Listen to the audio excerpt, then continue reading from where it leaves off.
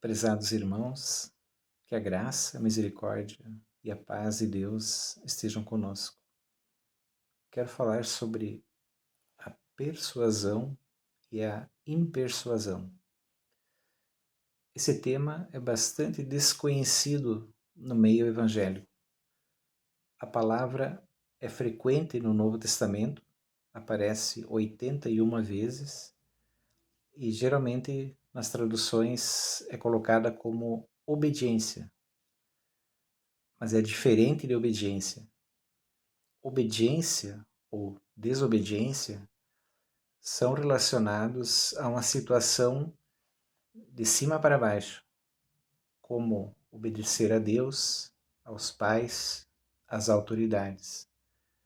Há uma ascendência na relação, a obediência se pressupõe obrigatória e a desobediência pode sofrer punição. Já a persuasão é a palavra grega peito, Strong 3982, tem a ver com relacionamentos entre iguais, onde não há uma ascendência necessária. Tem a ver com confiança, convencimento, concordar, aderir. A palavra impersuasão é a negativa de persuasão e é a palavra grega apeitel, Strong 544. Um exemplo dela no Novo Testamento, 1 Pedro 4,17, que é o tempo de começar o juízo a partir da casa de Deus. Mas se primeiramente a partir de nós, qual o estágio final dos que são impersuasíveis ao Evangelho de Deus? Veja que, nesse texto, o Evangelho não é apresentado como uma imposição, mas uma proposta, uma oferta, um convite. Observação: em outros textos, o Evangelho pede sim obediência. O corpo de Cristo funciona como um corpo humano, onde há irmãos com funções especializadas. Estes servem, suprem o corpo em alguma área. Porque Deus fez a orelha no corpo só para bonito? Não. Foi para trazer audição para o corpo.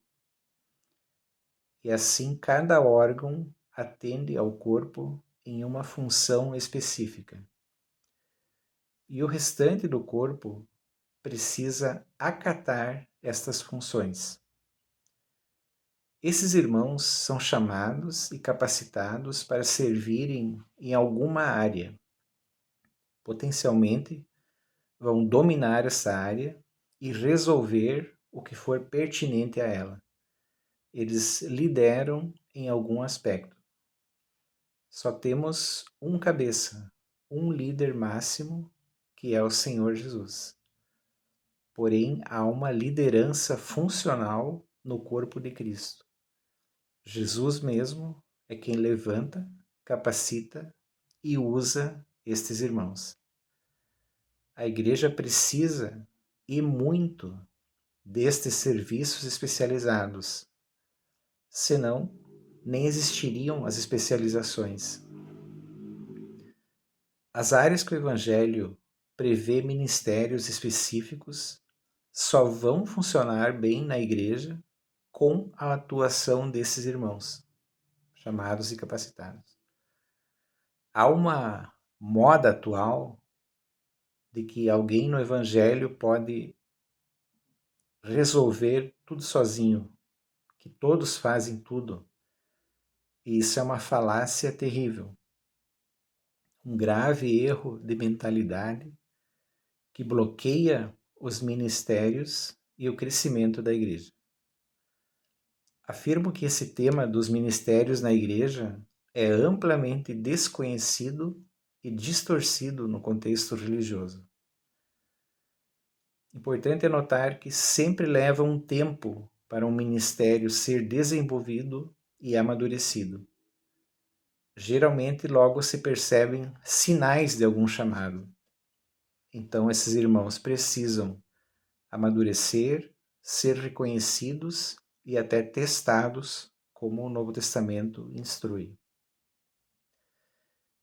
E a igreja precisa ser persuasível ao que eles trazem, dar um voto de confiança, entrar em concordância, aceitar convencimento, aderir ao que é proposto.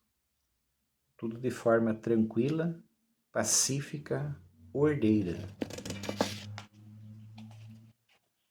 Veja Hebreus 13, 17. Sede persuasíveis aos de vós que lideram, e submetei-vos, porque eles vigiam em favor das vossas almas, como indo eles prestar contas, para que com alegria façam isto e não gemendo, porque isto seria sem proveito para vós. Orai acerca de nós, porque somos persuadidos que temos boa consciência, em todas as coisas querendo nos portar bem.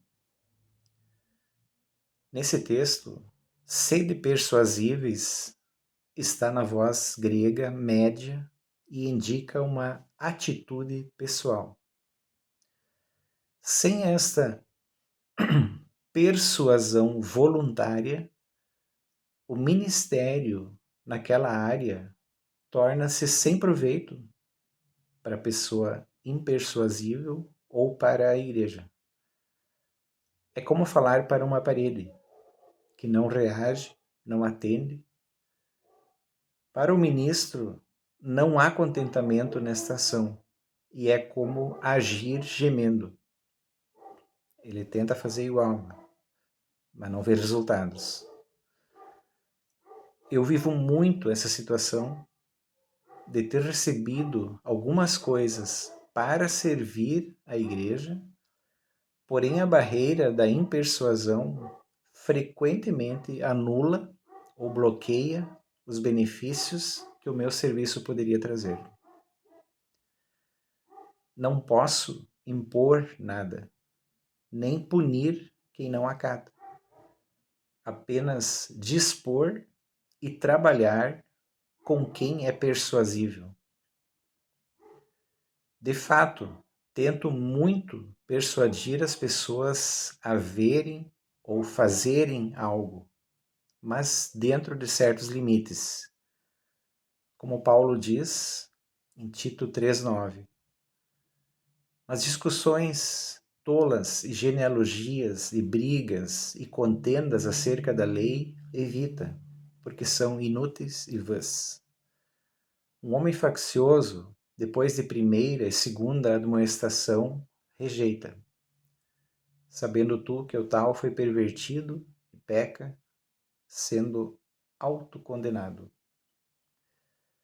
Eu apresento e disponibilizo de forma aberta e gratuita os meus serviços para a igreja. É o meu ministério, sujeito a qualquer análise e conferência. Alguns temas que abordo não são resolvidos apenas em uma conversa, mas em uma sequência de instruções que pode levar até alguns anos para serem completamente tratados. O objetivo sempre é somar e contribuir muito com quem estiver receptivo. Ninguém é obrigado, como dizem por aí, mas creio que haverá uma cobrança da oportunidade. Veja também que a impersuasão é uma condição espiritual. Romanos 11:32. Porque Deus encerrou juntos a todos em impersuasão, para que de todos tivesse misericórdia.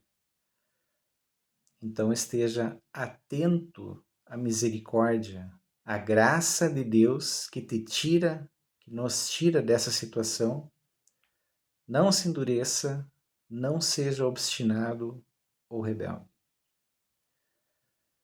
Também é importante lembrar que somos todos vasos de barro. Há uma igualdade essencial entre os vasos. Os conteúdos de cada vaso são diferentes. É preciso ver e valorizar o conteúdo precioso.